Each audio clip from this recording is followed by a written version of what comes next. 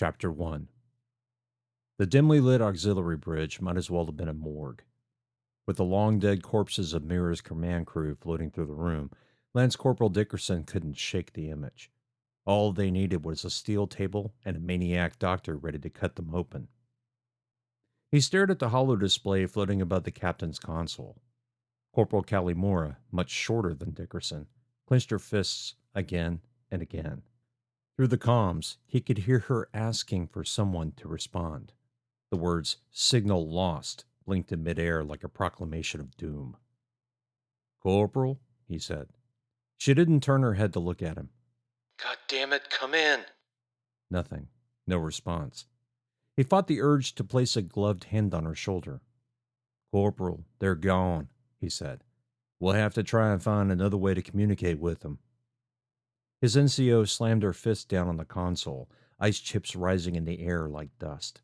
Mira had no gravity, no life support, and no power apart from what the emergency generators supplied. The 50-year-old ship had been in deep space for more than 43 years without any living humans. Dickerson just hoped he and his squad wouldn't suffer the same fate as the headless, torn-apart corpses they'd seen throughout the ship. Somewhere out there, the Seoul Federation Marine Corps SFMC vessel, S&R Black, floated parallel to the giant derelict that was Mira. It could be half a click away or less than 20 meters from the furthest port bulkhead.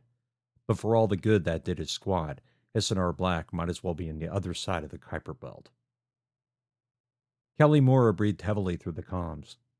Dickerson watched her shoulders bunch together in stress before finally releasing, finally relaxing. "Okay, Dickerson," She said without turning around.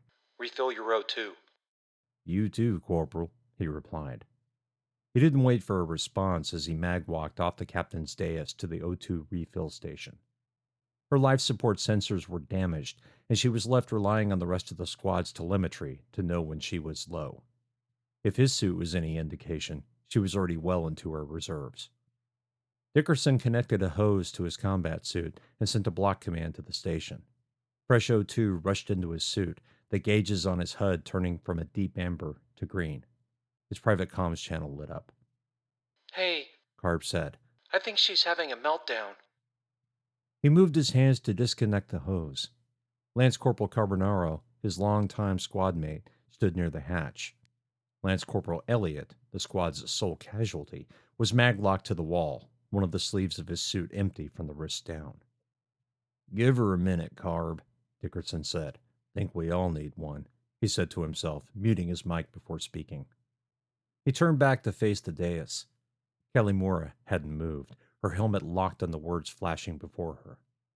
"Corporal, your turn." Her helmet twitched in something like a nod. She smacked the console again, walked off the dais, and magwalked to him. He stepped out of the way and headed back to the dais. She needed a moment without any eyes on her. He didn't blame her.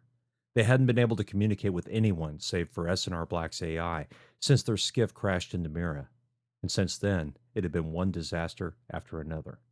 Elliot was stable, but he needed an extended stay in a modern auto dock and a lot of rest. Shit, they all needed rest. Dickerson knew his bio-nannies were barely keeping up with dispensing stored chemicals to both alleviate pain and relax his stressed-out muscles. Calimura had a broken rib. He probably had 2 bruised ones, as well as a torn rotator cuff. Carb was in the best shape of the squad, but her concussion symptoms were a constant worry. Dickerson grunted. They all needed extended shore leaves, getting laid and vaping copious amounts of THC. But until they found a way off Mira, there was nothing to be done. Just keep magwalking, keep floating, and find a way to stay alive. He reached the console and stared. The hollow display had turned off when Calimura left the station. Dickerson instructed his block to initiate a connection. The console didn't bother challenging him for authentication. That was good. If they were lucky, most of the consoles in the dead ship would follow suit. The display flickered to life with a logo which quickly dissolved into a list of menus. His lips moved as he read the different choices. He reached out his gloved hand and stabbed the icon for log. The floating image immediately snapped into a long list of Captain's log entries. He knew he didn't have time to read them now, but this was part of what he wanted. Another block command, and the logs began streaming into his block storage array. When they finished downloading, he returned the display to the menu, traveling down the tree until he found the Science and Engineering data store. He attempted another download, but the documents were missing. When Mira lost power, the main storage arrays had shut down as well. Without ship-wide power, there was no way to bring them back to life. He shook his head. Knew it was too good to be true? What? Calimora asked. He started at the voice. Sorry, Corporal. Forgot to mute my mic. A feed on his HUD showed him Calimora had finished filling her suit. All finished? Yes? The corporal said curtly. What were you looking for? Ship's logs, he said, and gestured to the seat behind him. The captain, A. Kovacs, still sat in her command chair, belted in against the ZG and frozen like an iceberg. Found her logs. I think they may be important. Good thinking. She said, her voice a little lighter than before. You able to download anything else? Yeah. Carb said. Like a plan for getting us the hell out of here? No, Dickerson said, ignoring Carb. Unless we find a way to get Mira's storage arrays back online, we're not going to get anything else. Only reason I was able to download the logs is they were mirrored. Kelly Moore stood still as a statue, her helmet pointed at the command dais. Dickerson tried to imagine the maelstrom of thoughts roaring through her mind. The captain had ordered them to find the nearest escape pods and report back. But now that they'd lost communications, was there any point? If S&R Black was expecting them to jettison, the crew would no doubt be watching for pods leaving the ship. Now all they had to do was make their way to the vehicles and hope they still functioned. Don't borrow trouble, he said to himself. The corporal finally left the dais and headed to the oxygen station. She walked with her helmet pointed at the floor, shoulders frozen in a shrug of defeat. He knew how she felt. Just hearing the captain's voice had wiped away the fear and anxiety. Although they'd only been trapped on the derelict ship for a few hours, it felt like days. The brief moments of communication with their commanding officer wiped away the idea they'd be stranded here forever, constantly scanning the pitch darkness for threats, struggling to find oxygen resupplies, and worrying about what happened when their suits finally expended their power cells. As long as they could communicate, there was hope. Of the four of them, Calimora, as inexperienced as she was, had staked everything on that hope. And now it was gone. Dickerson watched her closely, examining her posture.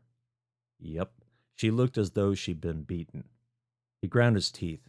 She was in charge, but if he didn't get her to snap out of it, he might have to practice a little insubordination, and he knew that would only sap her morale even more. At least Carb hadn't started to try and take over. His longtime squad mate had a penchant for doing just that when the officers or non-coms started fucking up or waffling on their decisions. Hell, so did he.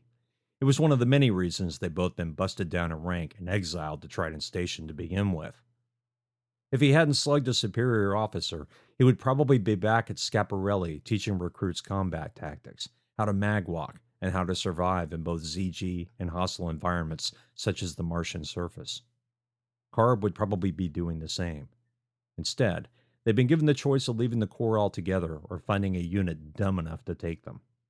Fortunately, Captain Dunn and Lieutenant Talby, not to mention Gunny, thought they were both worth saving. He grunted. He hoped they still felt that way. Hope. That was the problem. Hope was a cruel bastard. One moment it filled you with optimism, purpose in the face of losing odds, and the drive to keep going no matter how exhausted you were. But the fickle son of a bitch was all too likely to disappear, leaving you forlorn and heartbroken. And then its shadow twin, hopelessness, filled every particle of your soul. The twin had obviously crept into Calimora. If she didn't find a way to purge it, he'd have to find a way to purge it for her. No, he told himself. You'll help her purge it. Yeah, that. If he or Carb took control of the situation, essentially removing Calimora from her leadership position, she might never recover. Worse, she might even die here. He clenched his fingers into fists. Okay. Calimora said over the squad channel. Everyone is fresh O2. She turned slowly to face him and Carb. We're not going to get relief from S&R Black anytime soon. That's a given. So we follow the plan. We head for the port side escape pods and see what we can find. Dickerson heaved a sigh of relief. She still sounded shaken, but there was an air of confidence beneath it. just enough steel to keep her in control. Good. He knew from experience that was sometimes all it took to keep from freezing up. Orders, Corporal? Let's get Elliot ready to move. She pointed at the hatch leading from the auxiliary bridge back into the corridors. Carb, you still good lugging Elliot? Lugging? Elliot groaned. So I'm just luggage now? Carb snorted. You were never anything but a meat bag. She said. Now it's just confirmed. Shit. Elliot said. I get no respect. Kelly Mora shook her head in either frustration or disbelief. She put her hands on her hips and stared at Carb. And? Yes, boss. Carb said. I'm happy to lug him around. Good. The corporal said. Because Dickerson's too damn big to carry him easily through the corridors, especially if we get into a tight space. Dickerson nodded to himself. He'd been wondering why Kelly Mora had never tried to give him that task. He was glad to know it wasn't out of spite for all of Carb's sass. Point or rear? He asked.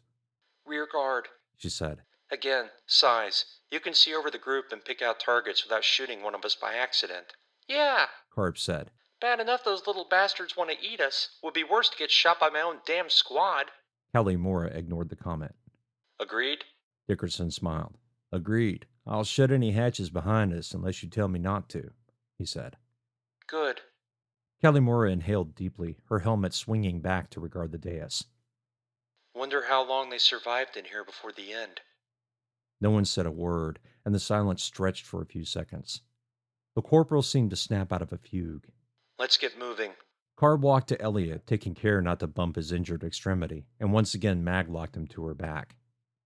Dickerson made sure he had a full magazine in his rifle and noted Kelly Mora doing the same.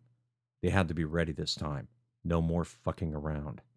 Goodbye, Captain, she said to the dais. With a salute, she turned from the dais and stepped to the hatch.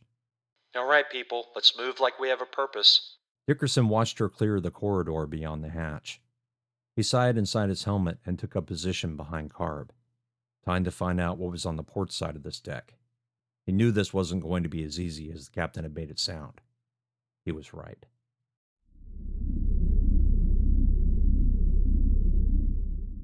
Chapter 2. Noble was a fucking genius, at least in Talby's books. The armor for the SV-52 hadn't modified the craft's flight characteristics at all. He'd had to reset the onboard AI's damage sensor protocols to properly account for the new armor, but that had only taken a few seconds.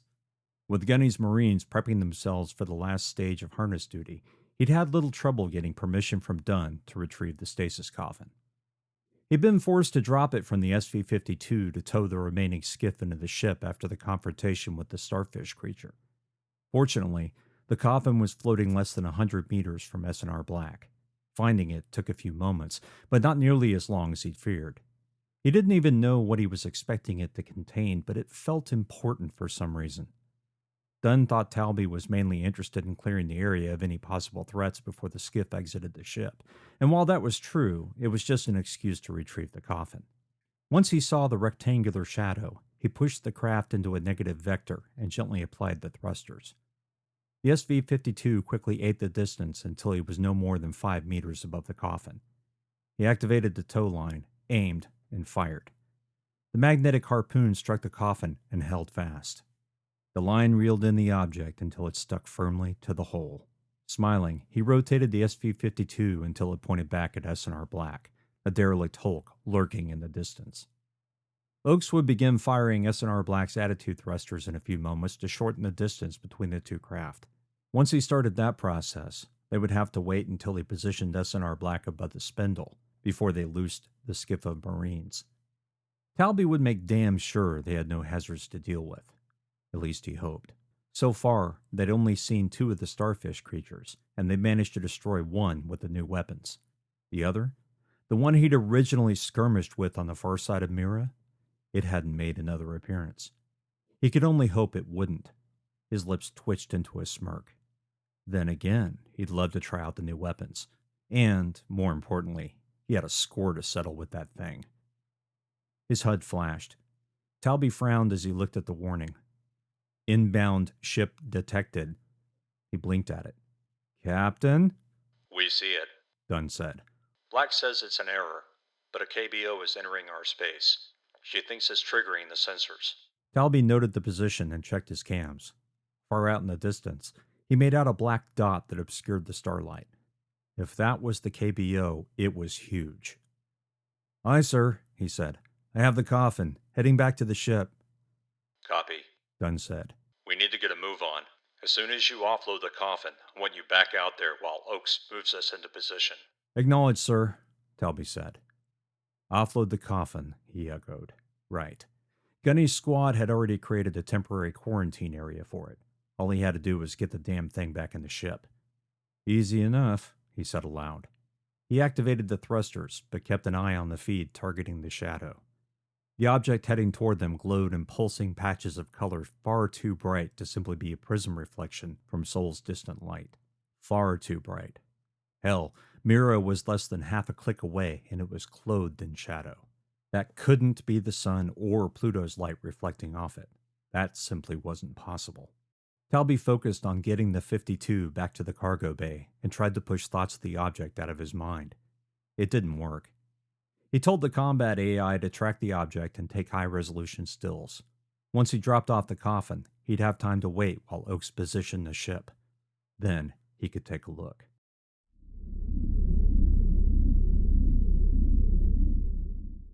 Gunny stood astride the cargo bay and watched as Talby brought in the support vehicle. Rather than landing, the lieutenant hovered just above the deck. Ready to detach, Talby said. "Aye, sir," Gunny said. He gestured to Wint and Copenhaver. "Get in there and unload that thing, and take it to the quarantine area." "Aye, Gunny," the two Marines said. Wint and Copenhaver approached the 52 undercarriage. The stasis coffin, a large rectangular piece of Atmos steel, hung beneath the support vehicle like a bomb. Gunny harumphed. He hoped like hell that wasn't a prophetic thought. The two Marines detached the coffin from the harpoon and mag-walked it to the aft end of the cargo bay. Before Talby had even left the ship, Gunny's squad had printed and erected a blast-proof, airproof shelter large enough to house the coffin. Once they pressurized the cargo bay, the shelter area would remain both in ZG and in vacuum, at least until they had a chance to investigate what it contained. "Just a frozen corpse," he said to himself. "Nothing more than that." He hoped. Dunn should never have allowed the lieutenant to retrieve the thing, let alone bring it aboard. It had been locked inside the derelict ship for upwards of 50 years, and if someone was still in there, they'd be long dead. Wouldn't they? Absolute Zero wasn't exactly kind to flesh and blood. The human body is composed of roughly 60% water. As water turns to ice, the molecules change shape and expand as much as 9% of their original volume.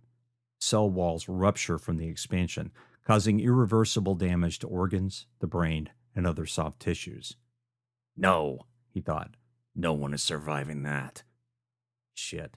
Stasis slowed down the metabolic processes, putting the body into hibernation, but it certainly didn't freeze the cells or stop the motion of atoms. It was why humans aged during stasis, although it was barely perceptible.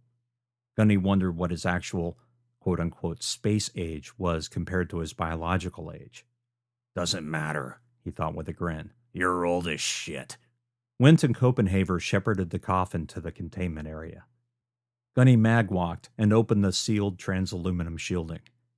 The two Marines walked the floating coffin inside and mag-locked it to the floor. "Good to go, Gunny," Wint said. "Hoorah," Gunny said. "Now let's seal this thing up and get ready for the harness." He checked to make sure Talby still had a clear egress and nodded to himself. "Lieutenant, you're good to go." Copy, Gunny. "Good hunting, sir," he said. A puff of nitrogen gas vented from the SV-52's undercarriage and pushed the support vehicle out of the cargo bay. "Closing bay, Captain," Gunny said. Copy, Gunny.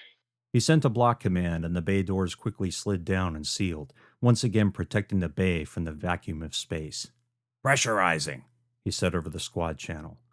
Another command, and the atmospheric vents filled the bay with atmosphere as well as heat. With the SV-52 out of the bay, the area felt bereft, lonely. He turned and regarded the containment shelter. The coffin sat in its place, still mag-locked to the floor. He'd half expected it to open, as if the corpse inside had simply been waiting for a human presence.